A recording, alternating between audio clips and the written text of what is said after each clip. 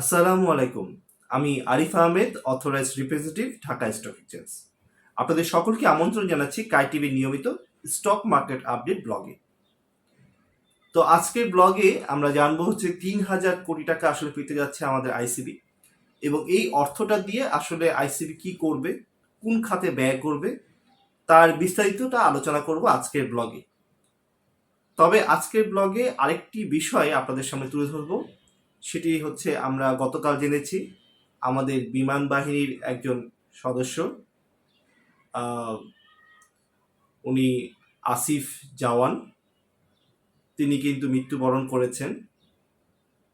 তো তার এই আত্মত্যাগটা কি আমরা জাতীয় শোক দিবস হিসেবে পালন করতে চাই। আসলে দেখুন, আমরা যেই প্রফেশনে থাকি না কেন, আমাদের ডিফেন্স সেক্টরে যারা যান তাদের মধ্যে কিন্তু একটা জিনিস সবচেয়ে বেশি চাওয়া থাকে, সেটি তারা হচ্ছে দেশপ্রেম থেকে কিন্তু এই সেক্টরটাকে বেছে নেন। আসলে সত্যি বলতে এই সেক্টরটিতে কিন্তু তারা আর্থিকভাবে কতখানি বেনিফিট হয় সেটি তাদের কাছে মুখ্য না। তাদের প্রচুর পরিশ্রম করতে হয় এবং সেই তুলনায় কিন্তু তারা সেভাবে আর্থিক বেনিফিট পেয়ে থাকে বলে আমার জানা নেই। তবে তারা যেটি চায়, যেটি যেটি পাওয়ার জন্য আসলে এই সেক্টরটিতে আসে, সেটি হচ্ছে একমাত্র দেশপ্রেম। আর তাই কিন্তু একটা উজ্জ্বল দৃষ্টান্ত তৈরি করে গেলেন এই আসিফ জাওয়ান। তিনি যখন আসলে বুঝতে পারেন যে তার এয়ারক্রাফটে আগুন লেগে গেছে, তিনি চাইলে কিন্তু তখনই এক্সিট নিতে পারতেন। কিন্তু তখন যদি তিনি এক্সিট দিতেন, তখন কিন্তু এই যুদ্ধ বিমানটি ক্র্যাশ করতে হচ্ছে গিয়ে ঠিক ওর নিচেই ছিল একটা রিফাইনিং এরিয়া। তো সেই রিফাইনিং এরিয়াতে অবশ্যই দাহ্য পদার্থ সব, সেখানে যদি এটি ক্র্যাশ করতো, বিপুল সংখ্যক মানুষ সেখানে মারা যাওয়ার সম্ভাবনা ছিল এবং তার সাথে দেশের একটা বড় সম্পদ নষ্ট হয়ে যাওয়ার সমূহ সম্ভাবনা ছিল। তো সেই দৃষ্টিকোণ থেকে কিন্তু তিনি তার জীবনের আত্মত্যাগ করে তিনি কিন্তু এই যুদ্ধ বিমানটিকে নিয়ে গেছে একেবারেই কর্ণফুলী নদীতে, এবং সেখানে গিয়ে তিনি কিন্তু এই যুদ্ধ বিমানটিকে ক্র্যাশ করেছেন। আর এই বিলম্বের কারণে কিন্তু তিনি আজ মৃত্যুবরণ করেছেন। তো এটি একটা বড় ত্যাগ। আসলে আমাদের সেনাবাহিনী নিজের জীবনের কে বাজি রেখে কিন্তু আমাদের দেশের মানুষকে বাঁচিয়ে যাচ্ছে সব সময়। তো আমরা এতটুকু আবেদন করতেই পারি যে আমাদের এই সেনা সদস্যের মৃত্যুতে আমরা যেন একটি দিন জাতীয় শোক দিবস হিসেবে পালন করতে পারি।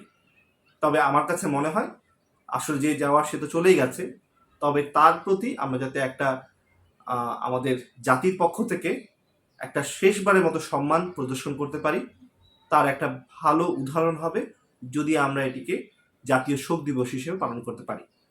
তাই এই ভিডিওর মাধ্যমে আমি চাইবো যে এই ভিডিওটি আপনি বারবার আমার যে চাওয়াটা, সেই চাওয়াটা আপনারা যারা এই মুহূর্তে এই ভিডিওটি দেখছেন তাদের সকলের মধ্যে এই চাওয়াটা রয়েছে।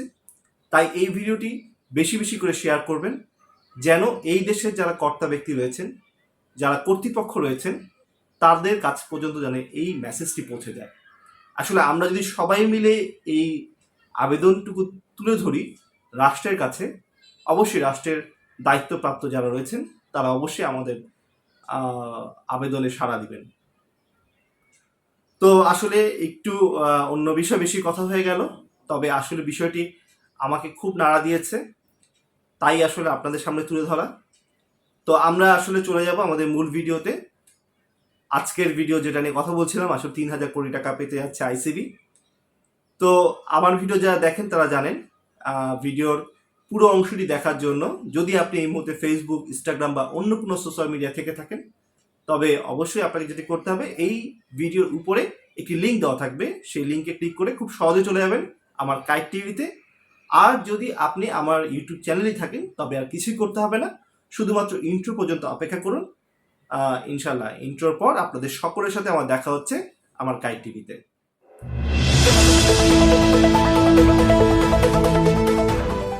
অসংখ্য ধন্যবাদ আমার ইউটিউব চ্যানেল কাইট টিভিতে আসার জন্য।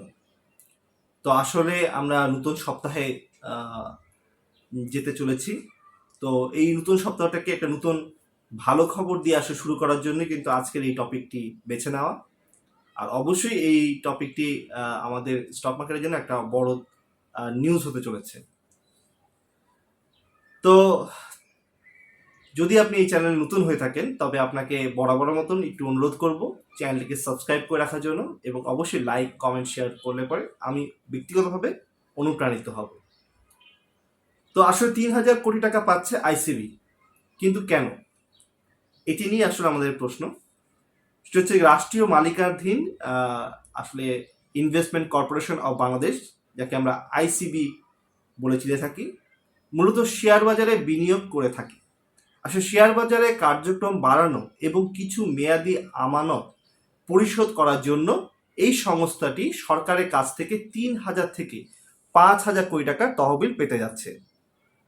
এটি কিন্তু একটা বড় একটা অ্যামাউন্ট আমাদের স্টক মার্কেটের জন্য।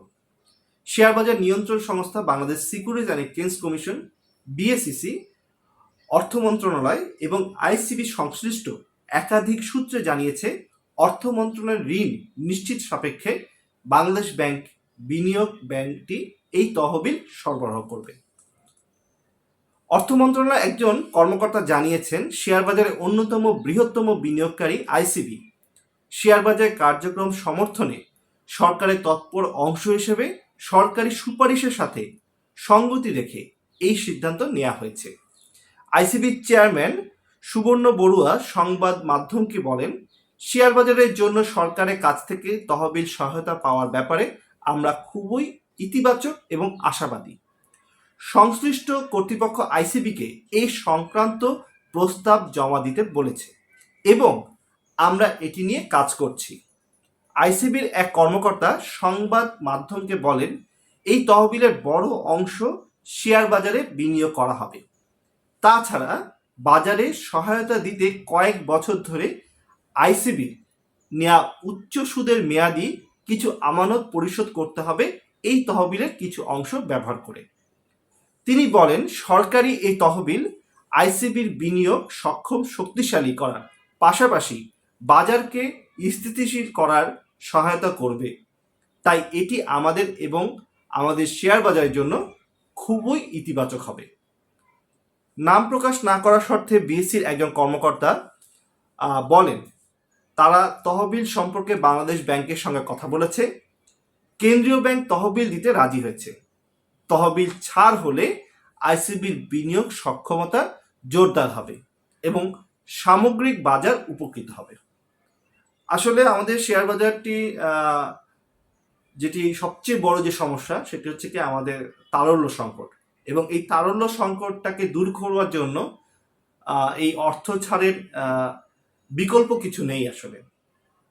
তবে এই নিউজটাকে কেন্দ্র করে একেবারে যে কালকেই রোববার থেকেই যে তারা শেয়ার বাই করা শুরু করবে এমনটা কিন্তু নয়, কারণ এখানে অনেক প্রসিডিউর থাকে। হয়তো এই অর্থটা আসবে, তবে এই অর্থটা আসতে কিছুটা হলেও সময় লাগবে। তাই একেবারে আমাদের স্টক মার্কেটে যেটা হয় যে একেবারে ভালো নিউজ আসলে সাথে সাথে আমরা খুব বেশি উচ্ছ্বাসিত হয়ে যাই, আমরা অনেক দামে আবার শেয়ার কিনতে শুরু করে দিই। আবার যখন খুব একটা ছোট কোনো নিউজ আসে যে একটু সামান্য কোথাও কোনো একটু গরমিল হয়েছে, তখন কিন্তু আবার ঠিক শেয়ার মার্কেটটা পড়ে যায়, কারণ আমরা খুব বেশি অল্পতেই আসলে আমরা সিদ্ধান্ত নিয়ে নিই। তো সেই কারণে আমি সকল সাধারণ বিনিয়োগকারীদেরকে এতটুকু অনুরোধ করব যে আইসিবিতে যেই ফান্ডটা আসছে সেটি আসতে কিন্তু একটু হলেও সময় লাগবে। তাই একেবারে তাড়াহুড়া করে আপনাকে যে কালকে একটা হাই প্রাইসে কোনো একটা স্টক বাই করে ফেলতে হবে এমনটা কিন্তু নয়। তো এইভাবে যদি আমরা একটু ধৈর্য ধরে মার্কেটে ইনভেস্ট করতে পারি, মার্কেটের সাথে লেগে থাকতে পারি, তবে অবশ্যই আমাদের সাকসেস আসবে। তো আশা রাখি এইভাবে আমাদের শেয়ার বাজার সামনের দিকে এগিয়ে যাবে, একটা ভালো অবস্থানে চলে যাবে, এই প্রত্যাশা রেখে আজকের মতন এখান থেকে আপনাদের সাথে বিদায় নিচ্ছি। আমি আরিফ আহমেদ।